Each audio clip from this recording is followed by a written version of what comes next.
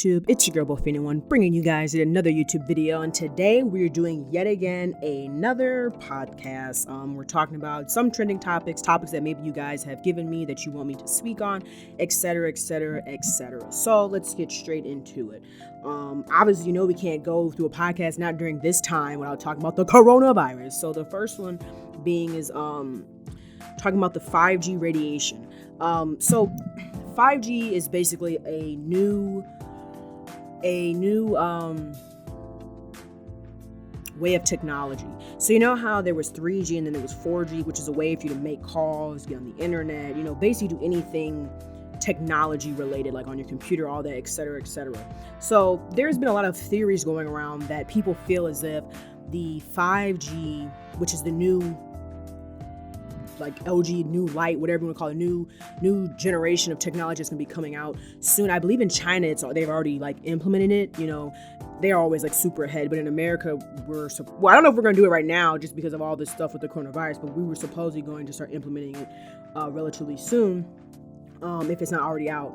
And the big thing that people are discussing is they believe that it has a lot to do with the coronavirus. The radiation, the waves that give off are making people's immune systems weak, which in results in them getting sick. There's been a lot of theories, like when radios first came out, the radiation from those radios made people get sick, having a cold or the flu. My thing is, I think it's like any new thing that comes out, people tend to over-exaggerate it or over-analyze it. It's almost like, you know, when I wasn't born, I was born, but like I didn't obviously know, but if you look back on the history of like when it went from 1999 to 2000, people thought the world was going to end because we were getting ready to change another year, like a new century. So I feel like anytime when there's something new that comes out that people are unfamiliar with, I think people tend to make theories, or they want to blame something or have a finger to point something to. Like, for example, the coronavirus itself. A lot of people are like, oh, it only comes from Chinese people. Oh, it's this, it's that. It came from China, blah, blah, this. Well, like the coronavirus, if you really look up the history of it, has been out for like years. In China, they would always have little small breakouts, but they were always able to, I guess you say, contain it from not spreading. But someone from the U.S. went over there and then came back, and then, you know, whoa, that's kind of how it spread. So there are a lot of diseases that are out there that they only maybe affect a very small portion of people. But they don't become really like an epidemic until it becomes a pandemic. It isn't like, so what I'm saying is it doesn't become something that people talk about or are concerned about until it starts to spread. There's a lot of diseases out there that maybe only a few people have, or viruses only a few people catch, but you don't hear nothing about them because it's not like a vast majority of people have them. So in terms of the whole 5G radiation thing, I think it's just a load of BS. I think it's just a thing for people to point their finger at, because as of right now, scientists technically have not really found like a vaccination for, like a way to get people's body immune to this and to fight it off. So I feel like people always have to find a way to blame something, like, oh, it's this person's fault. Oh, this is the reason why it's like this. You know what I'm saying? So I don't really believe it, because if that was the case, like, why didn't the 4G affect people? Why didn't the 3G? You know, like, why didn't these other technologies prior to the 5G effect? Because in all reality, really, the 4G is not going to be that much slower than the 5G, you know. So it's kind of like, I just think people are looking for conspiracies or something to point their fingers at, which brings me to the next topic of the whole like coronavirus thing, which is underlying health issues. So if you have been keeping up on the news and the whole, you know, pandemic, as of right now, typically people that have like certain health problems such as asthma, high blood pressure, being overweight, diabetic. I mean, the list can kind of go on and on if you're in a certain age range. Like if you're like, I think it's 60 or 65 and up, you know, kind of like, I guess they would call it the senior citizen age. You're more prone or susceptible to get the virus and maybe not also live from it. But the thing what gets to me is so many people are so concerned about this. But it's like, if you really think about it, okay, if you're overweight, you can die from being overweight. You can have a heart attack from being overweight. If you have high blood pressure, you can get a stroke from having high blood pressure. If you're diabetic, you can have a diabetic coma. Like, I guess what I'm saying is people are trying to blame the coronavirus for the reason why they're maybe more prone or susceptible to catching the virus. And it's like, well, what about the health problem that you had before all this coronavirus stuff. Like, you knew that you had high blood pressure. What have you been doing? Are you still eating high processed food? Are you going to the gym? Are you, you know what I'm saying? Like, what have you been doing to try to prevent it? Are you taking any medication? Like, I guess what gets to me is people are like, oh, the coronavirus is affecting me because I have underlying issue, or I'm more of a target. It's like, if the statistics have shown that, like, for the most part, anybody can get it. Young, old, there's young people dying, there's babies dying, there's, you know what I mean? Like, people, anybody of any age group is dying. So, and there's people that didn't have any health problems that have died from, they were considered a healthy person, you know? So that's what I'm saying. Like, I just feel like people are taking the media, and the media is also scaring people. That's the other thing, is that the media doesn't talk about the good things that are going on. Like, they don't talk about how over 300,000 people in America have recovered from the coronavirus. They only talk about all the deaths that we had. And don't get me wrong, there's a lot of people dying. There's a lot of people that are infected. Don't get it twisted. But the point that I'm getting at is that the media doesn't like to tell you the full story. They only like to tell you part of the story. Like, for example, they talk about all the people that have lost their jobs. I think I mentioned this in my podcast the other day, but it's the truth. If you look at, like, on Google, you look at the last census for 2018, it showed like 156 or so million people were employed in the United States, right? So there's currently like 6 to 7 million people as of right now that have filed for unemployment, meaning that they don't have a job. Or if, in a sense, they could be furloughed, but still they're able to apply for unemployment because they need a sense of income, right? So if you think about that, okay, yes, that's still a lot of people do not have a job, but that also means that there's 150 or so million people, could be more, that have a job. Like, the media doesn't talk about that. Like, they only talk about things that make people fear and panic, which is the reason why so many people are buying so much stuff in the grocery store. So many people are buying so much stuff online, because the media portrays the world as like, oh, it's ending, it's over with. There's still a lot of people that are going to work. There's still a lot of people that are working from home. There's still a lot of people that are working in general. How do you think places like UPS and USPS and FedEx and all these places are still in business? Because there are people that are still buying. There are customers that are still buying. Like, it just amazes me how the media puts so much fear into people. And with people being at home, it's also making people closed-minded, I think, because it's like this. Let's say you lost your job, you don't have any money coming in, and you're just at home. Like, maybe you don't have any friends or anyone that you can go over to, anyone's house, right? So you're just sitting around in the house all day, every day, watching the news. And the thing is, even if you don't watch the news, like, it's on Facebook, it's on Twitter, it's on Instagram, it's on YouTube. Like, people are talking about it literally everywhere. You can't get away from it. They even post the news, online. So you may not watch it on TV, but you go on YouTube and you'll be able to you'll see clips of it, like, trending or whatever you want to call it. So I also think the media does a bad job of portraying the full story. They like to tell people the bad stuff, which I understand, because it's like almost like these reality shows. It's what sells. People want to see bad stuff. They don't, it's what sells. I mean, that's just how it goes. Sad to say, but I don't know. I just thought that was kind of interesting, because I've just noticed a lot of people have been really freaking out about this whole, like, their underlying health issues, and it's like, what were you doing prior to? Like, you could have died prior to this coronavirus. And don't get me wrong, I'm not saying that the virus won't affect you, or it won't make it worse, but it's like, you also could have died too from having it and not trying to do anything about it too. So enough of that. I want to move on to a couple questions that some of you guys, are like topics that you guys wanted me to talk about, which I actually kind of want to talk about myself, just due to the pandemic that we're in. So it kind of relates or correlates with it. So this comes from the Black Artist. So his first question is YouTube viable for a full-time job? So basically, like, he's asking, like, do I believe, like, YouTube can be a full-time job? I believe anything that can make money, legally, can be a full-time job. So I believe YouTube can be a full-time job. I mean, we've seen people time and time again do this full-time, because with having a platform like YouTube and it being so big, and, it being across the world, so many people know about it and have accounts, it opens up a lot of doors. So, like, for example, let's say, like, for me, like, I like to do gaming, right? okay, well, I do gaming videos, or just like I like to talk about news, all that stuff. Well, I could get maybe a sponsorship possibly from this, and a sponsor could watch my video and be like, oh, I like the way that she talks in her videos, or I like the way that she articulates, I like the topics that she talks about. We're going to send her maybe, let's say, a new gaming system to talk about, or we're going to send her maybe some microphones because we like her podcast and we want to give her better recording equipment. Like, you have such a big reach where it's like, I feel like once you make it on YouTube, you can definitely branch out into other avenues, other categories. So like for me, if I was to get big on YouTube, I would have YouTube as an income, but I also would do things like merchandise. Like a lot of people have done, where they have, you get a fan base where people like what you're talking about and they want to buy your stuff. I would also probably have, I have an Instagram, but I'm saying I would maybe do more lives on Instagram, or I would post more on Instagram.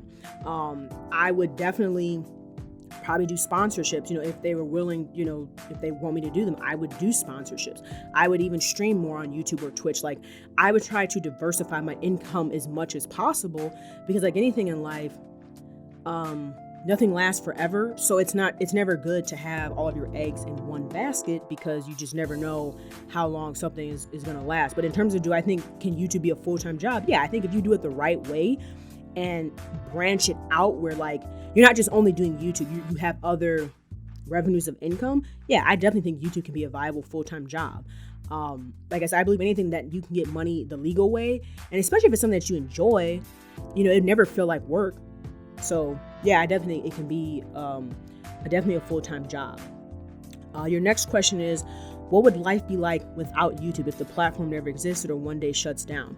I was actually kind of talk about something similar to this with this whole coronavirus thing going on, and how I think for some people it's actually helped them get through it, like get through this thing. And that's why I think so many people are really, I think YouTube has actually gotten bigger because of the coronavirus. Like, people had kind of looked down on YouTubers like, oh, they're this, they're that, they talking about this, they're crazy, the Paul brothers, they're all YouTubers are like that guy, blah, blah, this.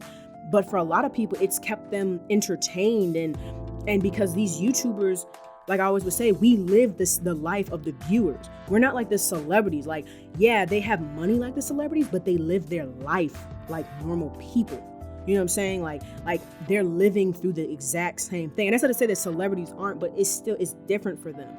And so they are more relatable. Like a lot of them, if you listen like to the vlog channels, they're talking about, oh yeah, I don't have a lot to vlog about because, there's not really much to do. I can't go out. Like, well, hey, me too. Like, I'm a viewer, me too. Like, I can relate to how you feel.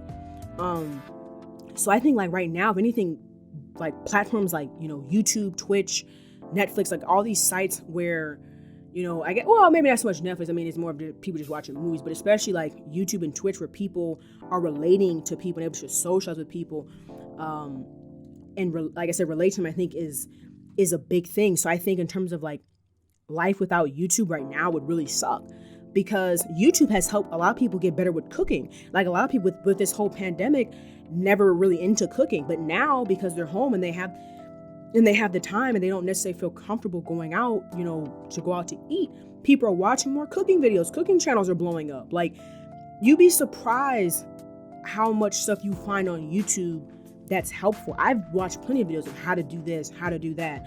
So like, it's helped educational stuff and I guess entertainment as well. If you think about like just the internet in general, a lot of schools that are out there, the teachers are putting together, what is it called? Like online programs. Back in the day, they couldn't do that. They didn't have computers back in the day. So if they were out of school like this, you just been out of school. And then that's the other thing, the other topic or other component to it as well, is like back in the day, they didn't have computers and stuff. So they had to get out to be social. Well, look what's going on now. We can't go out. So how are you going to be social? Well, you need social media. You need cell phones. You need all this stuff to be social. You know what I mean? Like, yeah, you're not social as you're going out, but I mean, I think it's helped people keep sane a little bit. There's millions of videos online to watch. The list goes on and on, especially if you got bigger YouTubers that have been around for a while.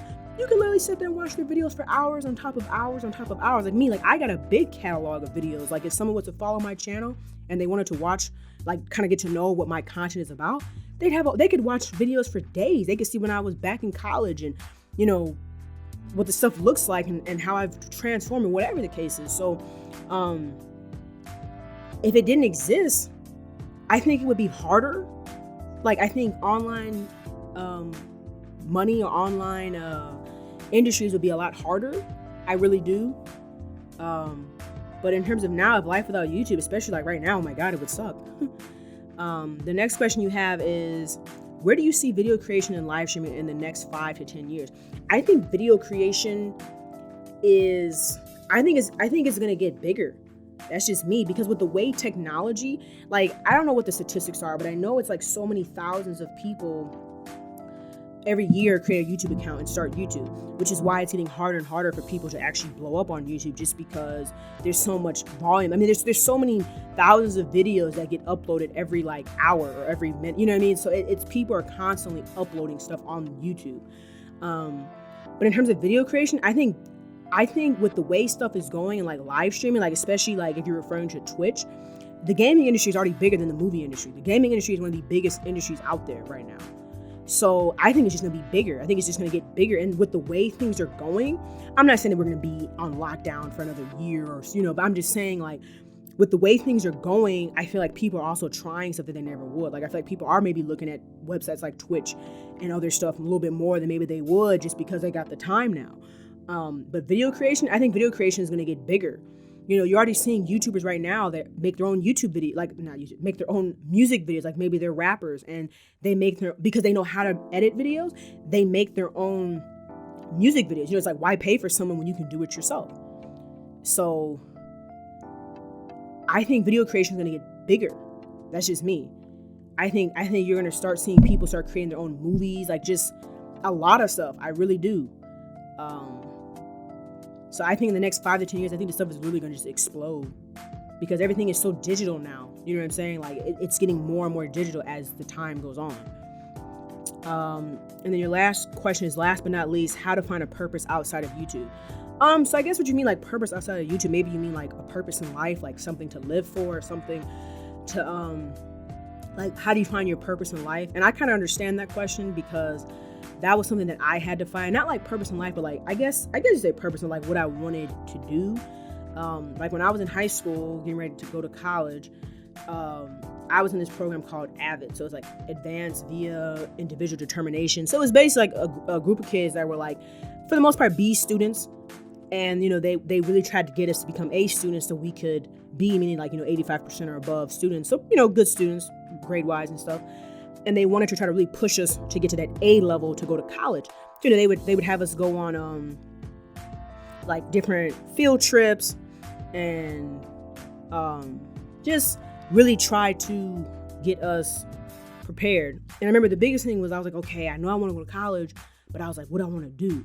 What am I good at, or what do I like? What is the interest? So I took a whole bunch of classes. This is like, I guess, a little like about my life. I took a whole bunch of different classes, like graphic design.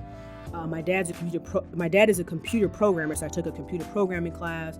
Then I had a program in my school called PLTW, which stands for Project Lead the Way, which is like 5 intro to engineering classes that get you understanding what engineering is about. So I took like intro to engineering, digital electronics, and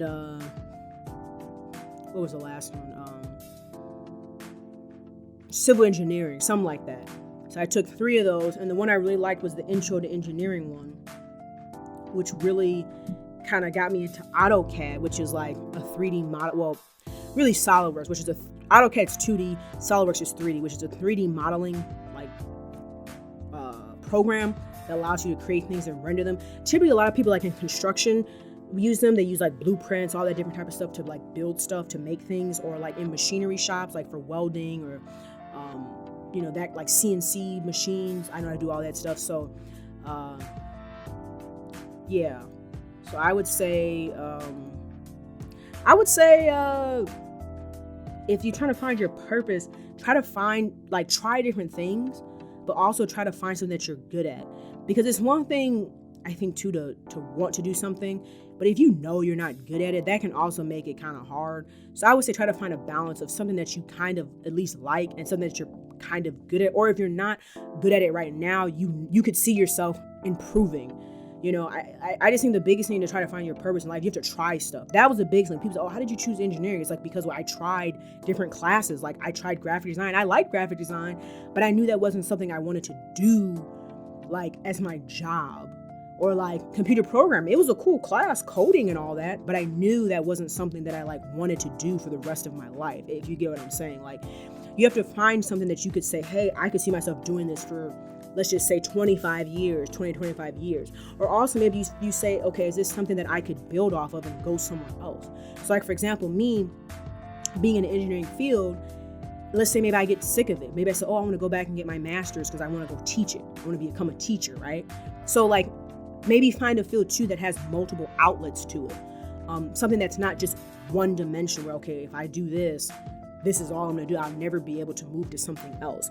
So in terms of finding your purpose outside of YouTube or like just life in general, I would say the biggest thing is try to find something that you genuinely enjoy doing and that you're kind of good at. And if you're not like amazing, and not saying to be amazing, but something that you're kind of good at and that you could improve and you could see yourself improving on it.